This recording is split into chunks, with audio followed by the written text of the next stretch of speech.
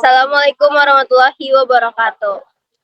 Kami dari kelompok 3 ingin mempresentasikan analisis dampak banjir di Aceh Tamiang pada tahun 2025. Perkenalkan, nama saya Madritia Suci Ramadhani Nur Amalia. Lalu ada Putra Ilham Pratama, Latifah Ataskia, Muhammad Rizky Albiansyah Yusuf, Salsabil Haura Sabrina, Asila Kirana Zalfatisna, Cairani Syarif, Najwa Laura Adinda, Ilona Aspika, Nabilah Nur Khadijah.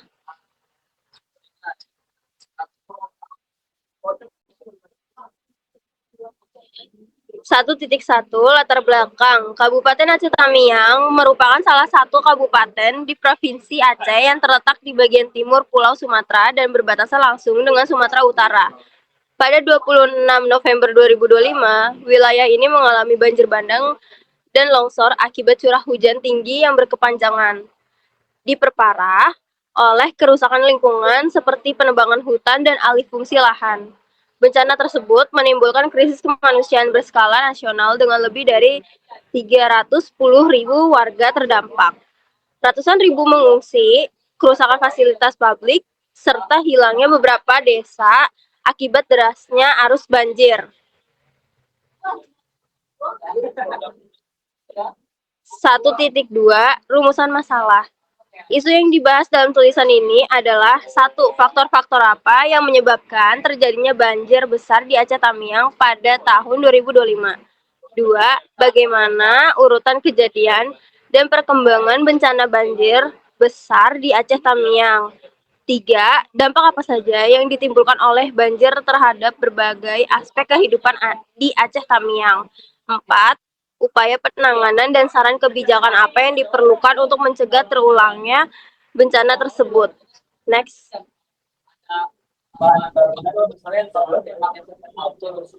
Selanjutnya ada 1.3 yaitu tujuan makalah. Makalah ini memiliki tujuan sebagai berikut. Yang pertama ada melakukan analisis mengenai penyebab dan urutan kejadian yang mengarah pada bencana banjir besar di Aceh Tamiang pada tahun 2025. Yang kedua ada menjelaskan efek yang beragam dari banjir terhadap berbagai aspek, termasuk sosial, ekonomi, infrastruktur, kesehatan, serta lingkungan. Yang ketiga ada menyampaikan rekomendasi kebijakan yang berdasarkan bukti untuk penanggulangan bencana yang kemungkinan terjadi di masa mendatang. Selanjutnya ada 1.4 yaitu manfaat penelitian. Manfaat ini diharapkan dapat menjadi sumber referensi baik secara akademis maupun praktis. Hasil penelitian ini diharapkan bermanfaat bagi pemerintah daerah, peneliti, serta masyarakat dalam memahami karakteristik bencana hidrometeorologi dan menjadi bahan pertimbangan dalam penyusunan strategi pengolahan serta pengurangan risiko banjir, khususnya di Aceh Tamiang dan daerah lainnya yang memiliki kerentanan serupa.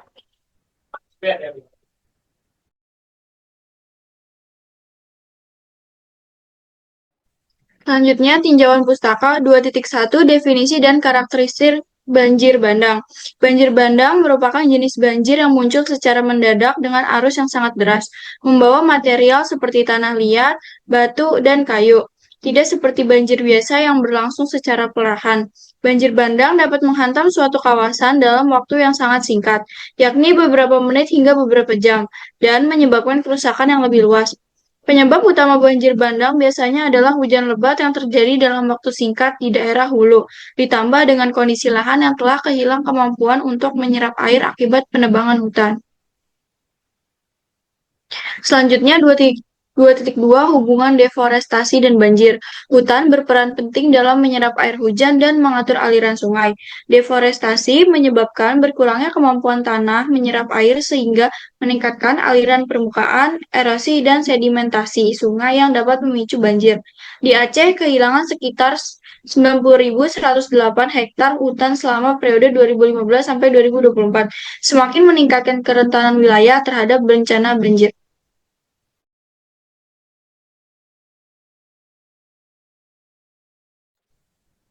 Tiga Kerangka analisis dampak bencana. Analisis dampak bencana dilakukan melalui 5 aspek. Yang pertama, dampak terhadap korban jiwa dan pengungsi. Yang kedua, efek pada infrastruktur fisik. Yang ketiga, pengaruh terhadap perekonomian dan pencaharian. Yang keempat, dampak pada kesehatan masyarakat. Yang kelima, konsekuensi bagi lingkungan dan ekosistem. Kerangka kerja ini selaras dengan cara yang diterapkan oleh Badan Nasional Penanggulangan Bencana atau BNPB dalam evaluasi kerugian dan kerusakan yang disebabkan oleh bencana.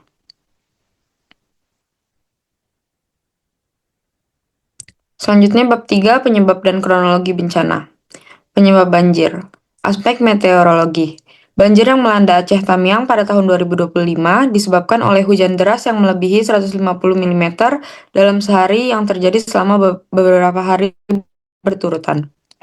Curah hujan yang sangat tinggi ini dipicu oleh sistem cuaca serta aktivitas siklon tropis di area Asia Tenggara yang mengalirkan kelembapan berlimpah ke tanah Aceh. Badan Meteorologi, Klimatologi, dan Geofisika atau BMKG, kelas 1 Sultan Iskandar Muda juga telah mencatat adanya kemungkinan hujan deras yang akan terjadi hingga akhir bulan Desember 2025.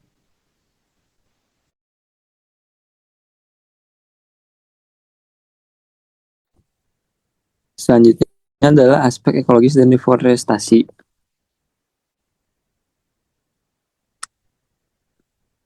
Hutan memiliki fungsi yang sangat penting dalam menjaga keseimbangan alam. Akar-akar pohon membantu menyerap air hujan ke dalam tanah dan menahan tanah agar tidak mudah longsor. Namun ketika banyak pohon ditebang akibat pembakaran liar dan pembukaan lahan, kemampuan tanah untuk menyerap air menjadi berkurang. Akibatnya, sebagian besar air hujan langsung mengalir di permukaan tanah menuju sungai. Selain meningkatkan volume air sungai, kondisi ini juga menyebabkan erosi dan longsor di daerah perbukitan. Material seperti tanah, batu, dan kayu ikut terbawa ke sungai sehingga memperparah banjir bandang. Jadi meskipun hujan deras menjadi penyebab utama, kerusakan hutan membuat dampak banjir menjadi jauh lebih besar. Selanjutnya adalah aspek tata kelola wilayah. Selain faktor cuaca dan lingkungan, banjir juga diperparah oleh pengelolaan wilayah yang kurang baik. Misalnya banyak terjadi alih fungsi lahan dari kawasan hijau menjadi pemukiman atau area pembangunan. Akibatnya, daerah resapan air semakin berkurang. Kemudian, sistem drainase di beberapa wilayah juga belum mampu menampung air hujan dalam jumlah besar. Ketika hujan deras, air tidak dapat mengalir dengan lancar sehingga terjadi genangan. Masalah lainnya adalah pembangunan rumah atau pembangunan di bantaran sungai. Saat debit sungai meningkat, wilayah tersebut menjadi lokasi yang paling cepat terdampak banjir. Selain itu, sungai mengalami pendangkalan akibat sedimentasi, yaitu penumpukan lumpur dan material lain di dasar sungai. Pendangkalan ini membuat kapasitas sungai menurun sehingga lebih mudah meluap ketika menerima debit air yang lebih tinggi.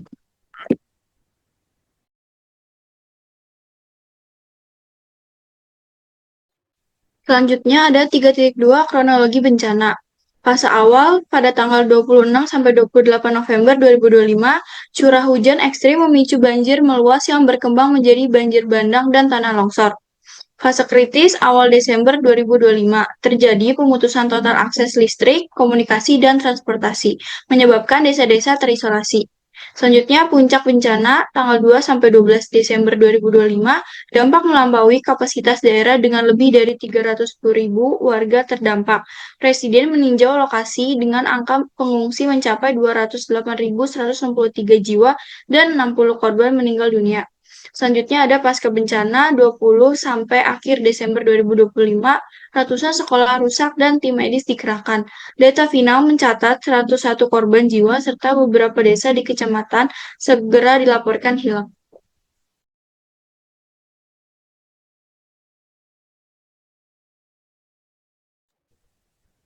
Selanjutnya ada analisis dampak banjir. 4.1 Dampak terhadap korban jiwa dan pengungsian. Banjir Aceh Tamiang tahun 2025 menyebabkan korban jiwa yang cukup besar. Tercatat sedikitnya 101 orang meninggal dunia dan ribuan lainnya mengalami luka-luka. Selain itu, lebih dari 208.000 penduduk harus mengungsi ke berbagai lokasi penampungan yang tersebar di beberapa kecamatan. Kondisi pengungsian menghadapi berbagai kendala, seperti keterbatasan air bersih, makanan, tempat tinggal sementara, serta layanan kesehatan yang memadai.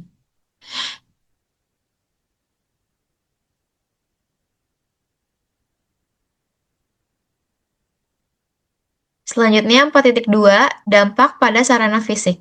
Kerusakan sarana fisik akibat banjir sangat besar. Sebanyak 11.707 rumah warga mengalami kerusakan dengan tingkat yang berbeda-beda. Selain itu, ratusan bangunan sekolah juga terdampak sehingga kegiatan belajar mengajar harus dihentikan. Sementara, kerusakan jalan dan jembatan menghambat mobilitas masyarakat, distribusi bantuan, serta proses evakuasi korban bencana.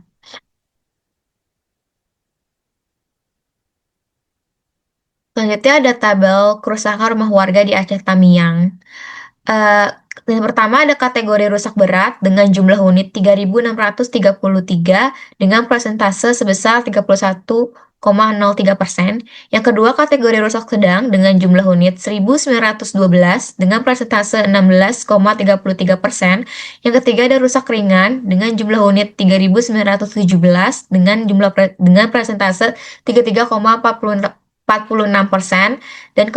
Dan kondisi rusak atau lainnya itu sejumlah 2.245 unit dengan persentase 19,18%. Total dari keseluruhan unit yang rusak yaitu 11.707 dengan persentase 100%.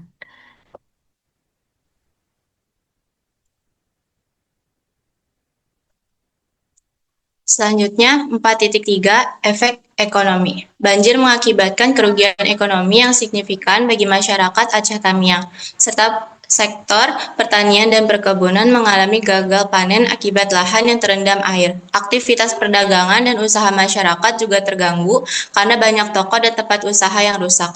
Dampak ini menyebabkan hilangnya sumber pendapatan masyarakat serta memperlambat pertumbuhan ekonomi daerah.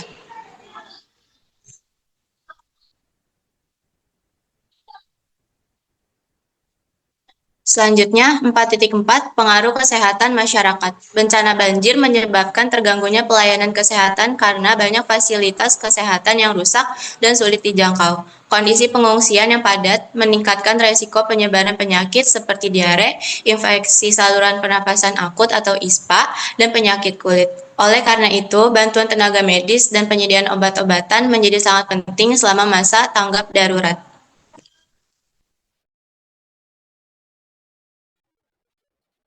Lalu ada 4.5 pengaruh terhadap lingkungan dan pemukiman. Banjir bandang menyebabkan kerusakan lingkungan yang sangat serius. Beberapa desa bahkan dilaporkan hilang akibat terjangan banjir dan longsor. Selain itu, terjadi erosi tanah, pencemaran sumber air bersih, serta kerusakan ekosistem sungai. Pemulihan lingkungan diperkirakan membutuhkan waktu yang lama dan biaya yang besar agar kondisi alam dapat kembali seperti semula. Selanjutnya pada bab 5, yaitu penanganan bencana dan rekomendasi. Ada respons dan penanganan darurat. Pemerintah Kabupaten Aceh Tamiang menetapkan status darurat bencana dan mengarahkan seluruh sumber daya yang ada. Karena skala bencana yang sangat besar, pemerintah pusat turut membantu melalui kunjungan Presiden Prabowo Subianto serta pengerahan tim gabungan untuk evakuasi, penyaluran bantuan dan layanan kesehatan bagi masyarakat terdampak.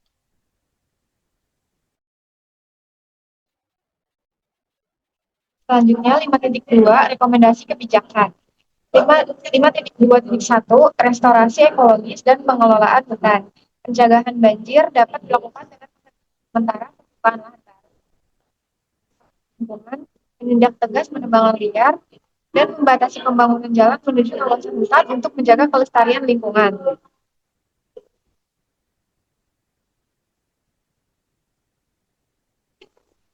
5.2.2, infrastruktur pengendalian banjir. Upaya pengendalian banjir dapat dilakukan melalui normalisasi sungai, pembangunan dan perbaikan tanggul, serta peningkatan sistem drainase di daerah rawan banjir.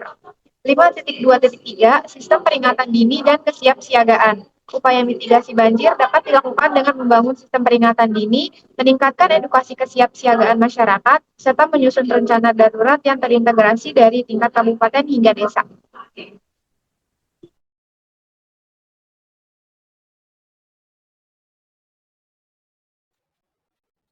5.2.4, pemulihan dan pembangunan kembali. Pemulihan pasca bencana perlu dilakukan secara menyeluruh melalui perbaikan pemukiman, infrastruktur, dan kondisi lingkungan yang terdampak.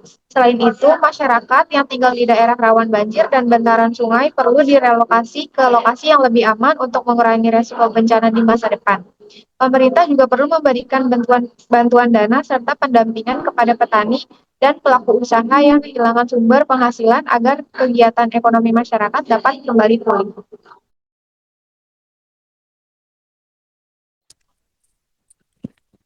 Selanjutnya di sini ada bab 6, kesimpulan dan saran. Di halaman ini ada kesimpulan.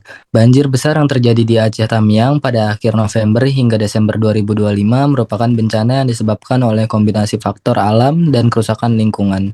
Curah hujan yang tinggi, penggundulan hutan, pengelolaan lahan yang kurang baik, serta sistem drainase yang tidak memadai menjadi faktor utama yang memperoleh terjadinya banjir.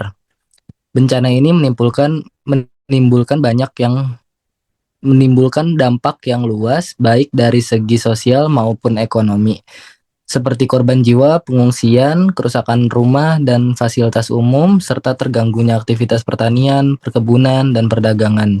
Meningkatnya frekuensi banjir di Aceh Tamiang menunjukkan pentingnya upaya penanganan dan pengelolaan lingkungan yang lebih baik untuk mengurangi resiko bencana di masa mendatang. Selanjutnya pada halaman ini ada saran. Di sini untuk mengurangi risiko dan dampak banjir di Aceh Tamiang diperlukan langkah-langkah yang terencana dan berkelanjutan. Pemerintah perlu meningkatkan upaya pelestarian hutan dan pengelolaan lingkungan, memperbaiki infrastruktur pengendalian banjir dan sistem drainase, serta memperkuat sistem peringatan dini dan kesiapsiagaan masyarakat.